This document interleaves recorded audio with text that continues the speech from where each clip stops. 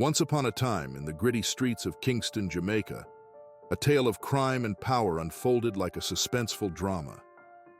It's a story that will grip you from the very beginning. Meet the Shower Posse, a criminal organization that rose from the heart of poverty, taking Jamaica and the world by storm. They weren't just any gang, they were the stuff of nightmares.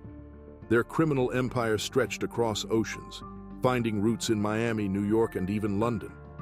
Their ambition was boundless, and their cruelty knew no bounds. What set them apart was their chilling disregard for innocent lives.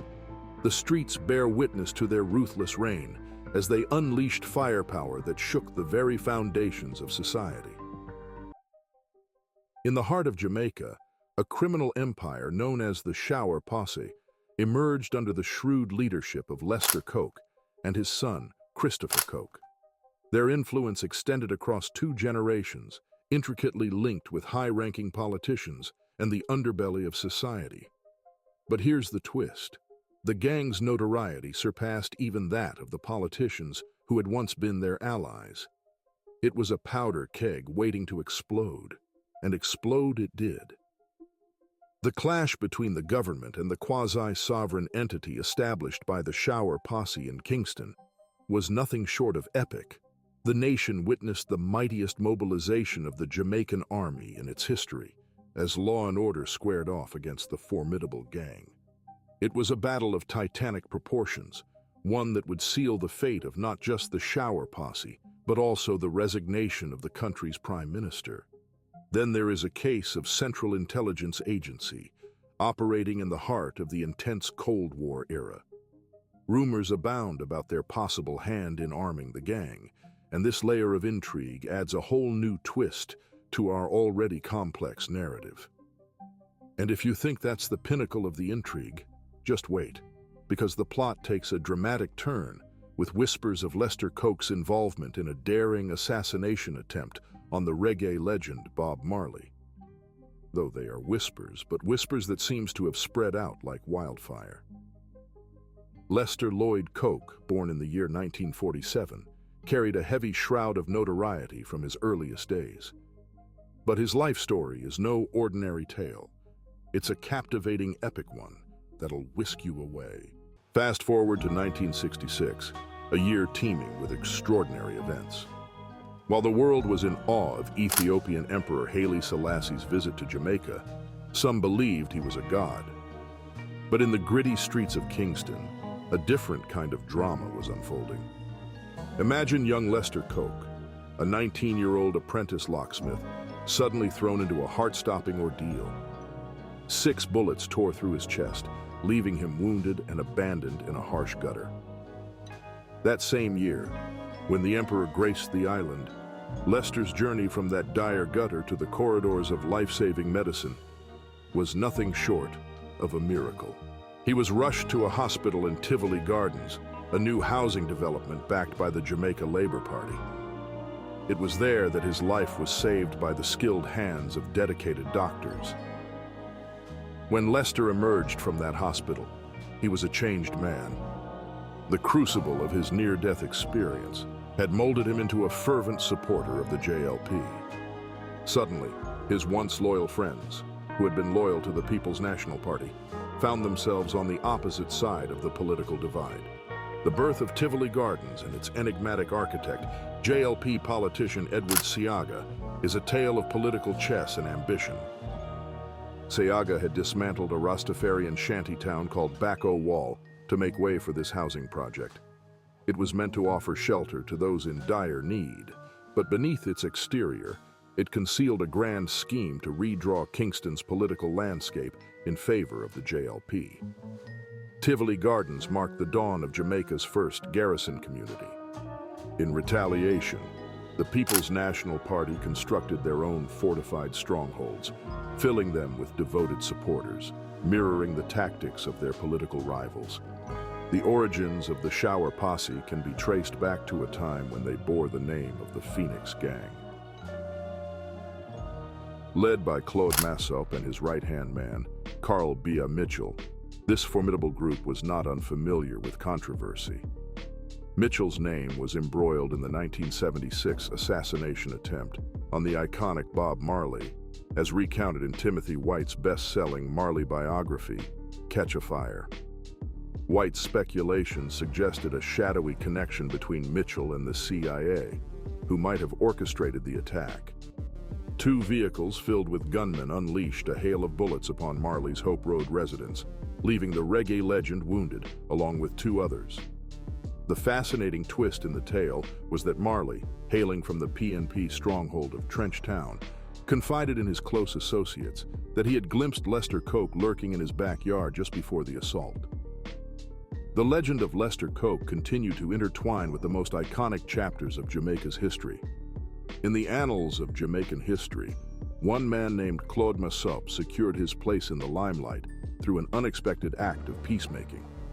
It was a time when the echoes of a daring assassination attempt on Bob Marley still reverberated through the nation. In a league of his own, Dennis "Copper" Barth, the leader of a People's National Party-affiliated gang, stood as a peculiar blend of John Dillinger and Robin Hood. He made his living as a prolific bank robber, yet he used the spoils of his heists to provide for the needy. Massop, however, yearned for an end to the violence that had claimed the lives of so many of his childhood companions. This desire for peace did not sit well with certain factions within the Jamaica Labour Party. In May 1978, a clandestine operation was set into motion at the Caymanas Park racetrack, masterminded by none other than Lester Coke. What transpired was a treacherous turn of events, as Barth found himself betrayed to the police. The betrayal led to a deadly showdown, ending Barth's life in a hail of bullets during a fierce gun battle. In that same fateful month, the second-in-command of the Phoenix gang, Carl Baya Mitchell, met an untimely demise. His tragic end came in the form of a brain hemorrhage induced by a cocaine overdose. Rumors swirled that a group of Rastafarian avengers, seeking justice for the assault on Bob Marley, had tracked him down and forcibly administered white powder. It was a grim twist of fate that left a void in the Phoenix gang. 9 months later, Claude Massop, the architect of the Peace Pact, faced his own tragic fate. A routine traffic stop turned into a deadly encounter as police bullets rained down upon him. Many suspected this to be an extrajudicial assassination aimed at sabotaging the hard-won truce he had brokered. With the deaths of Massop and Mitchell, the reins of power within the Shower Posse gang fell into the hands of Lester Coke. Under Lester Coke's leadership, the Shower Posse underwent a profound transformation. No longer interested in peace, he initiated a bold move. He organized Tivoli's gunmen into a formidable fighting force, arming them to defend their turf from the PNP-affiliated gangs that had aligned with Prime Minister Michael Manley. This newly formed group, under Coke's direction, became known as the Shower Posse. The heat of Kingston's street battles during the 1980 general election would forever etch the Shower Posse's name into the pages of history. The election was a fierce contest, pitting Prime Minister Michael Manley of the People's National Party against the Jamaica Labour Party's Edward Seaga. During this political turbulence, the Shower Posse would rise to prominence, leaving an indelible mark on Jamaica's tumultuous journey through the years. The sticks and knives used in past street battles instantly got replaced by brand-new M16 rifles, which led to speculation that the CIA was supplying Seaga's gunmen with weapons to punish the left-wing Manley for his support of Fidel Castro. It's believed the CIA was using the JLP as its instrument in the campaign against the Michael Manley government. Most of the violence was coming from the JLP, and behind them was the CIA in terms of getting weapons in and money in. A JLP gunman once confessed that they received several shipments of guns from the CIA. The guns were sent to the JLP by plane, then reloaded with ganja for the return flight to America. Seaga won a landslide victory over Manley, but he didn't make blessings shower from the sky, nor did money jingle in people's pockets. Instead of becoming the Singapore of the Caribbean as he promised, the Jamaican economy tanked. The country was drowning in debt. After Seaga paid the international bankers, nothing was left for ordinary Jamaicans to spend. The value of the Jamaican dollar plummeted, as even social services got slashed. The economy went from bad to worse in the countryside after Siaga launched a program to eradicate marijuana farms in return for American aid. Marijuana was one of Jamaica's biggest cash crops, as majority of the ganja grown in Jamaica gets exported to America. The result of Siaga's war on pot was predictable. Marijuana traffickers like Lester Coke forged alliances with the Colombian cartels and switched to coca. Jamaica was ideally situated as a transshipment point midway between Colombia's Atlantic coast and South Florida. However, the local market for the drug was limited. Coke and his kind looked north to the United States, where the demand for the white powder seemed limitless. Before long, Posse leaders headed to the American embassy to apply for visas to allow them hop on the plane to Miami. Miami in the 1980s was a wide-open town, a polyglot sin city where silk-shirted gangsters ruled the night. Cocaine money was changing the physical landscape. Glitzy new towers sprang up along Biscayne Bay, financed by profits from the illegal drug trade. Lester Coke must have thought he'd died and gone to dope dealer heaven. In the annals of crime, the Shower Posse harbored a notorious figure named Charles Little Nut Miller. Miller's life took a dramatic turn when he decided to cooperate with the authorities in 1989. He testified that he had been trained by the CIA, a claim that echoed loudly, suggesting that the United States played a significant role in shaping his criminal career. Eventually, Miller managed to escape the Witness Protection Program and returned to his homeland, St. Kitts. There, he embarked on a perilous mission to overthrow the government, seeking to establish a narco-state by orchestrating the assassination of the police chief, the Prime Minister's son, and the local United Nations ambassador.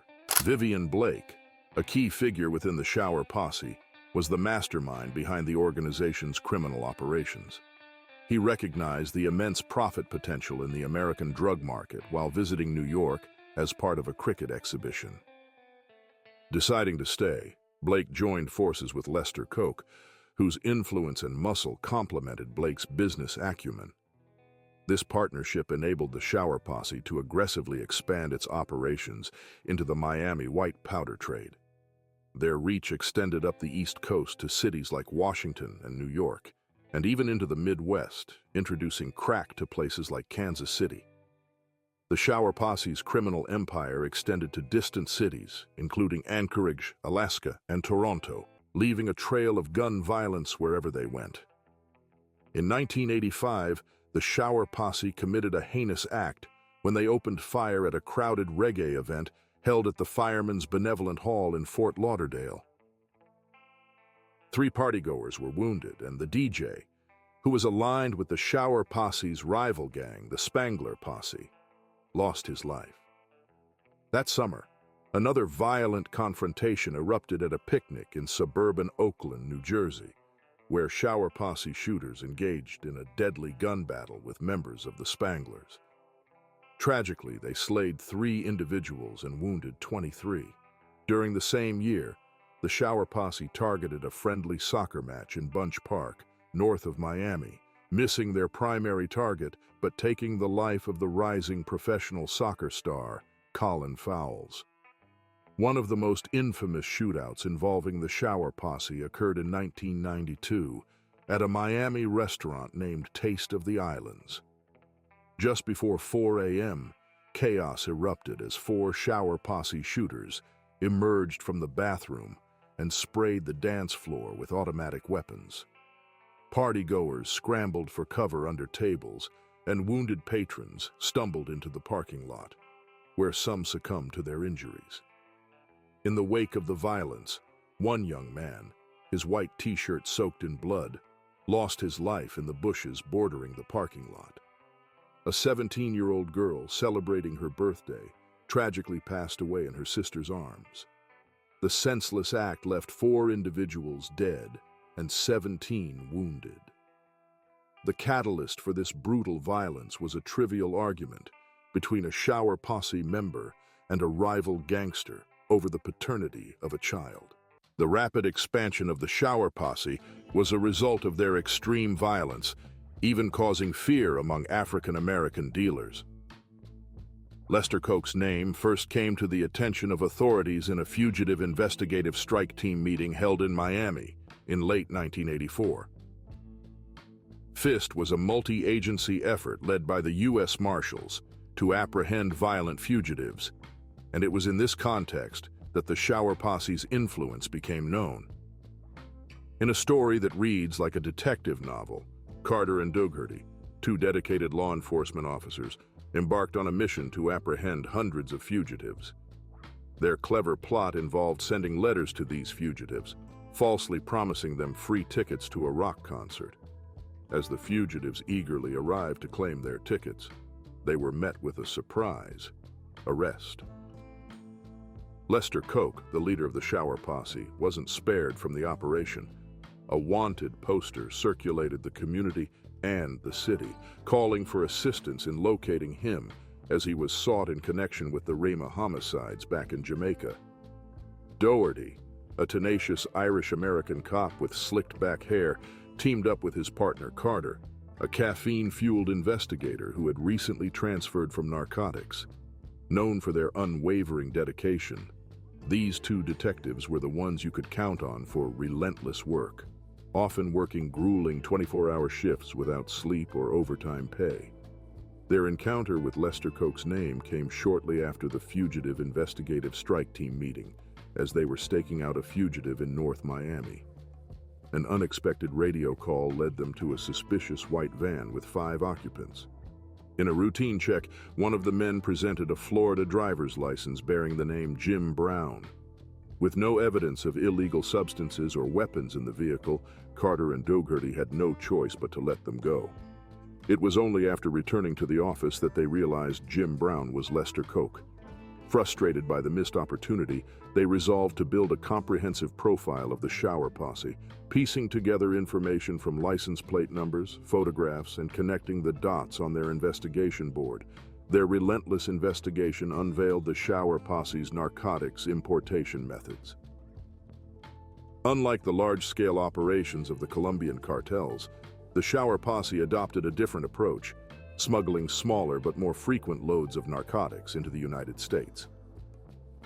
They recruited higglers, merchants who specialized in selling inexpensive goods at flea markets in Jamaica. Among these merchants were a group of female higglers who visited the King Street Market in Kingston and would often travel to Miami to purchase second-hand clothing for resale in Jamaica. The Shower Posse, however, persuaded some of these women to discreetly transport packages of narcotics hidden in their bodies. These packages were cleverly concealed and resembled Hillshire Farm sausages, a detail noted by Dougherty. The handover would take place in the parking garage of Miami International Airport, with the higglers delivering the packages to a waiting driver. With as many as 12 higglers on a single flight, even if one was caught, the others would still manage to slip through undetected. Another cunning tactic employed by the Shower Posse involved smuggling white powder on cruise ships. Known for their persuasive skills, these Jamaican individuals would often approach unsuspecting passengers on cruise ships, often college students, and convince them to carry a package on shore, using a story like, "I can't bring my coffee in. Could you carry this for me, girl?" This clever ploy allowed them to move their illicit cargo with relative ease. In a riveting turn of events, Carter and Dougherty uncovered the Shower Posse's involvement in gun running. Fueled by the proceeds from their drug sales, gang members embarked on a mission to purchase machine guns and assault rifles from South Florida pawn shops and gun stores. It was a time when one could walk into a store like Woolworth's at the 163rd Street Shopping Center, show a Florida driver's license, and walk out with firearms like the AK-47 or M1 carbine. As recalled by Dougherty, the Shower Posse's method of transporting these weapons to Kingston was equally ingenious. They concealed the firearms within U-ship barrels, a cost-effective means commonly used by Jamaicans to ship everyday items like diapers and children's clothing to their families abroad. In July of 1985, Dougherty received a tip from a confidential informant. "If you want Lester Coke, he's at this phone number." After tracing the number to an address, They discovered that the residence was located immediately behind Doherty's own home in Andover, a middle-class suburb in Miami Gardens. A group of Jamaicans had recently moved into a Spanish-style ranch house at 202nd Terrace, featuring white walls and red terracotta tiles. Remarkably, Lester Coke was living incognito, surrounded by next-door neighbors who were doctors, cops, lawyers, and FBI agents, none of whom knew his identity. Carter and Doherty, after ensuring Coke's presence at the house, had the Special Response Team carry out a swift raid, leading to the arrest of Coke and 10 others on marijuana trafficking charges. However, prosecutors later dropped the charges against Coke when another man in the house claimed ownership of the marijuana. A year later, the two detectives were enjoying a meal at the Ham and Eggery Diner in North Miami Beach when an unexpected guest strolled in, Lester Coke. Coke had been across the street signing up for a gym membership and warmly greeted Doherty and Carter. He even consented to having his photo taken with the officers, a curious moment in the pursuit of the Shower Posse leader. While the Shower Posse maintained political connections and influence, their actions in America were predominantly driven by financial gain. Their reputation as a criminal gang with political clout played a lesser role in the violent activities they orchestrated on American soil. The creepy proximity of gang leaders like Skeng Don and Coke as neighbors added an unsettling layer to the story. Residents found themselves living next door to individuals who, in another setting, might have been mortal enemies. One local resident jogged through the neighborhood, jotting down tag numbers, never knowing the full extent of the danger lurking next door. Coke managed to evade the marijuana charges, but in 1987, the Immigration and Naturalization Service deported him to Jamaica, where he faced justice for the Rema assassinations. Shortly after his return to Jamaica, he was involved in another homicide, this time taking the life of a bus driver named Jerome White. A heated argument had erupted between White and Coke after the bus driver swerved in front of Coke's car. Realizing the grave mistake he'd made, White sought refuge at the Denham Town police station. However, Coke and his associates forcibly dragged White outside, committing the slaying in full view of the police. Authorities were hesitant to arrest Coke until a bus driver's strike prompted a massive police operation. 100 officers and an armored carrier stormed Tivoli Gardens, leading to Coke's arrest. He was charged with White's homicide, but the jury acquitted him when witnesses failed to appear at the trial. Undeterred, Coke expressed his belief in his invincibility, even boasting about his intentions to run against Edward Seaga for Prime Minister. As events unfolded in Miami, federal authorities were preparing to strike a heavy blow against the Shower Posse. In October 1988, a federal grand jury in Miami issued indictments for 34 members of the gang, including Lester Coke and Vivian Blake. While Coke had returned to Kingston by then, Blake took charge of the American operations in his absence, orchestrating the movement of hundreds of thousands of pounds of marijuana and tens of thousands of pounds of white powder along the eastern seaboard. A month later, another significant arrest occurred in New Jersey, where 53 members of the Shower Posse were apprehended. Among them were Tony Bruce and Errol Hussing, Vivian Blake's half-brothers, who were reputedly responsible for managing the Shower Posse's New York activities.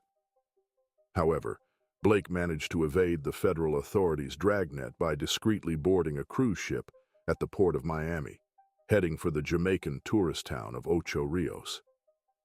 There, Blake ventured into the jet ski business, attempting to maintain a low profile. In the following year, more changes rocked the foundations of the Shower Posse as voters unseated their political protector, Edward Seaga, and elected Michael Manley as the new Prime Minister. Even with Seaga no longer in office, the name Lester Coke still struck fear into the hearts of many, rendering him almost immune to prosecution in his hometown. His trial for the Rema assassinations echoed the pattern of his previous trial for the slaughter of Jerome White, as eyewitnesses recanted their testimony, ultimately leading to Coke's acquittal. The courtroom's surroundings were electrified with fireworks and jubilant celebrations by Coke's supporters, marking the end of Jamaica's era of political violence and terror. In 1990, Lester Lloyd Coke and other gang members were indicted by the United States Department of Justice, and Coke was arrested by Jamaican authorities. He was put in the General Penitentiary in Kingston to await extradition to the United States on trafficking and homicide charges. In February 1992, shortly after the violent death of his eldest son, Mark T. Coke, a fire broke out in Coke's cell, and he was burned to death. The source of the fire was not identified, which led to speculation that he was assassinated by the bigger heads because of the information he had.